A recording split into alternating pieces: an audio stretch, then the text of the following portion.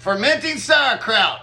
Had a lot of questions about it, so I have made a long video. If you don't like long videos, this ain't for you. This is gonna be great detail on how to make sauerkraut.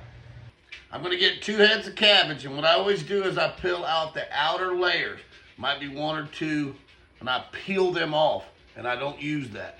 So what I'm gonna do here is I'm gonna go ahead and cut the top off, just like that, set it to the side, set this down, so I don't have to worry about the heart, and I'm just gonna cut the sides down. When I do this, I'm gonna cut it up thin, but I mean, I'm not gonna get crazy thin, because I'm gonna squeeze it, and it's gonna make it get smaller anyway. So just get it the best you can. You ain't gotta be crazy with it or anything. This is important. I use Redmond real salt, but just make sure you get an unrefined sea salt. So I'm gonna take the Redmond sea salt. I got it poured in this jar, and I've got 2 heads of cabbage. So I'm gonna add 2 tablespoons per head of cabbage. I've got 2, so I'm adding 4. And what I do is I dust it like you were seasoning food. You just pour it around. Now, a lot of things people don't understand here. They, oh, it's too salty, I don't want to use less salt. I'm not saying you can't use less salt, but if you use 4 tablespoons, you are going to get fermentation. If you use less, you may not get fermentation. Salt is what causes the fermentation. I got mustard seed, and I've got onion powder, and I've got garlic powder, and I've got black pepper. Now you can put what you want into. I say it's about a teaspoon to a tablespoon. But what I do is, because it's not rocket science, I'm gonna add what I think. So basically, what I do is I season the top, and I kind of look at it like, okay, I can see it like I just seasoned a baked potato or a steak or something. All of y'all that have done this and you said, I didn't have enough fluid in mine, and can I add distilled water? Yes, you can add water to it if you want, but the real secret is to let its own juices make it. You get this by, number 1, the right amount of salt, which we already said, 2 tablespoons of salt per head of cabbage. The second way is what we're gonna do now, which is the hardest part of making sauerkraut.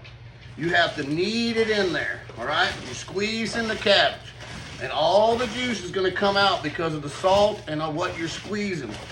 Now, if you think that you've squeezed enough, like you think that was enough, you're wrong. It takes a while, 20, maybe even 30 minutes, depending on your hand strength. Okay, you see how full this thing is?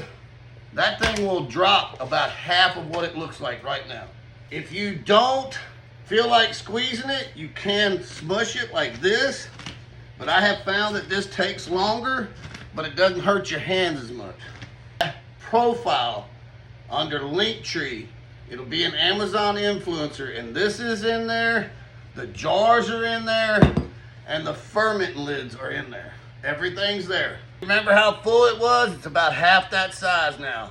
Now that it's done, and be sure you fold it in and mix it real good. That way all the seasons, be sure they get all spread out where they need to be. And you just move a little spot over here if you want. Set your jar inside. If you got a funnel, use a funnel. I don't have a funnel, don't want one, because I think it'd be a waste of time. I'm gonna fill up my first jar.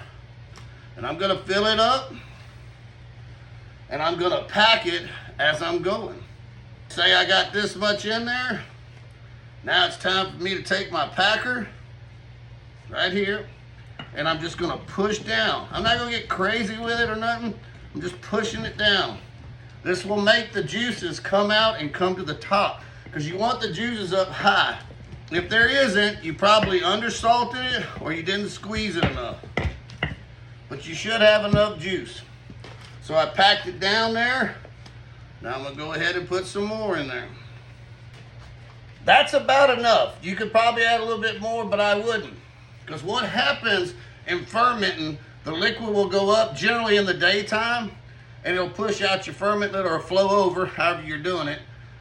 And then in the nighttime, it generally goes down. And that's what you want to make sure you have enough head space here where you can let that fermenting process work. My glass weight here, I'm going to go ahead and put it on top. I have a little bit more, so I got a smaller jar. And I'm going to go ahead and start packing it in too. There's plenty of fluid there. I've got my glass weighed in. So that means I have enough salt, and that means I have squeezed it enough. So now I've got this where it needs to be. I wiped the outside, got all the stuff clean. Now I need to put on my fermenting lid. So what I'm gonna do is I'm gonna take this and I'm gonna fill it up about a little over a quarter weight of water, and then I'm gonna put the cap in. Got my water in, now I'm gonna put the little cap on it right there. I've got my fermenting lid. All this is on my profile under Linktree and Amazon Influencer. It's right in there. Everything you see is right there.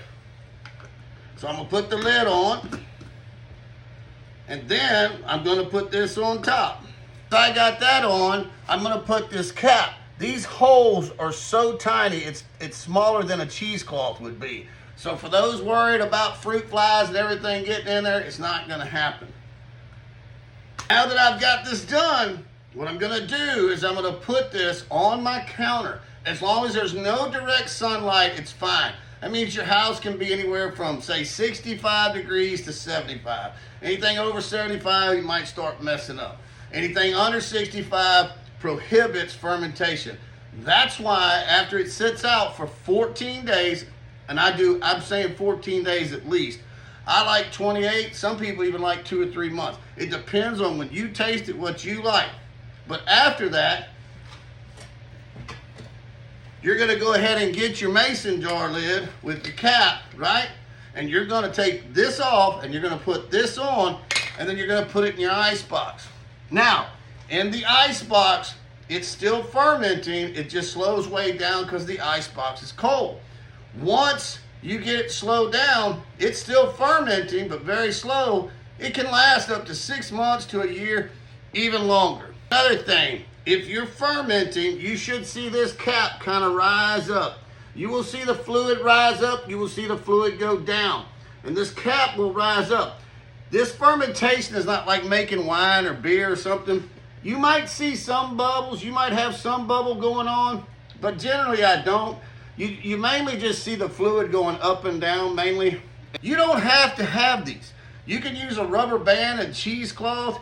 You can use a lot of things. And I know, and let me address the crock, okay? Yeah, you can use a 50-gallon crock, but you know what? If you're in an apartment or you're in a city somewhere, you don't have room for that. This is a way to make your family healthy. This is a way to do it in your house. And plus, with these fermenting lids, it keeps the stink down. Because I hate to tell you, sauerkraut smells like somebody pooped his pants. Now, in sauerkraut, there's prebiotics, there's probiotics. It's all created because of the bad bacteria and the good bacteria eats it, which is probiotics. The thing is about cleanliness.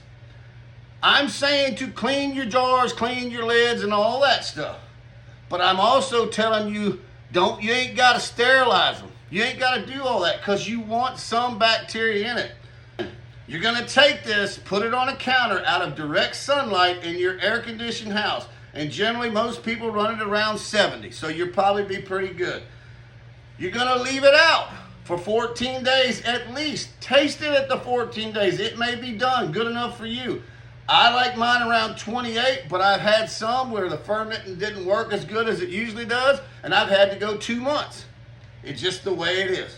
But guys, I hope this answers all your questions. If you do have more questions, type them in there. What I'm hoping is that this video will answer most of them, and then that way I'll have less questions and I'll be able to answer them.